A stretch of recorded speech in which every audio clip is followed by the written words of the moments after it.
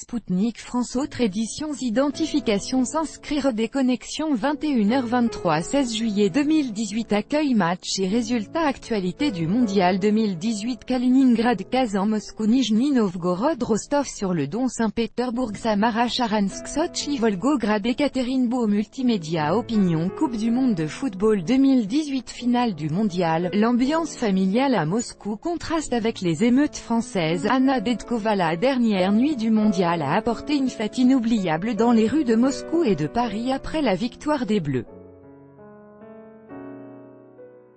Toutefois, les internautes ont remarqué un fort contraste entre les deux capitales dans la tenue des festivités. Moscou s'est adonné à une ambiance de joie en toute sécurité tandis que Paris a affiché des scènes de pur chaos.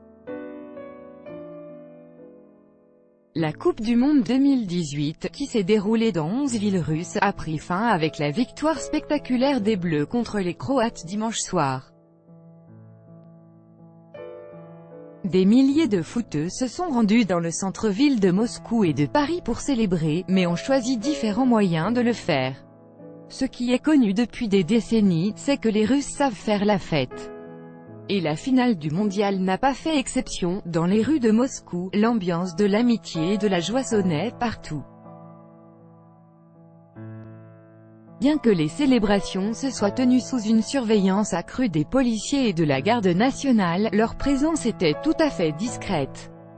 Cela est dû aux supporters, russes et étrangers, qui n'avaient aucune envie de fêter ce grand événement sportif par un déchaînement de violence. Après avoir vibré pendant le match, des centaines de milliers de personnes se sont déversées dans les rues de Paris.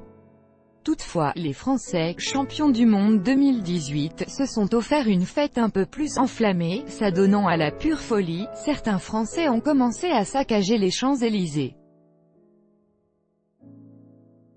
Saccage et affrontements avec les forces de l'ordre qui ont eu recours au gaz lacrymogène contre les fauteurs de troubles, magasins pillés, voitures renversées et plusieurs blessés graves rassemblés pour célébrer la victoire des Bleus lors de la Coupe du Monde. Certains excités ont fini par transformer rapidement une ambiance triomphale en affrontement avec les forces de l'ordre. Ce contraste frappant entre les célébrations à Moscou et à Paris n'a pas échappé l'attention des internautes qui suivaient avec préoccupation le déroulement des événements. D'une part, ils ont condamné les violences en France, et de l'autre, ils ont salué l'organisation exemplaire des célébrations en Russie. Nombreux ont été ceux qui ont proposé au président russe de donner des conseils aux autorités françaises sur l'organisation de l'ordre public lors d'événements de cette importance. Certains ont pointé d'ailleurs sur le silence des médias français pour l'organisation sécurisée des festivités à Moscou.